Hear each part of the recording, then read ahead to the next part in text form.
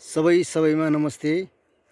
आज मिति 2082 साल फागुन 8 गते शुक्रबार यो बागमती फाँट गोकर्णेश्वर नगरपालिकाभित्र पर्ने बागमती फाँटमा यो तोरी बारी लहलह तोरी बारी देखिन्छ। साथै गहुँ खेती पनि राम्रो मौलाएको देखिन्छ।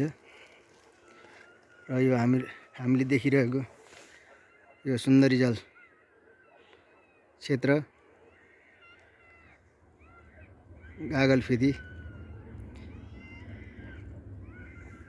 र यो सम्पूर्ण बागमती फाँट जहाँ उर्वर भूमि आलु गहुँ धान प्रशस्त मात्रामा फल्ने यो बागमती फाँट र अहिले चाहिँ यो तोरी यो हाइब्रिड तोरी हो। यो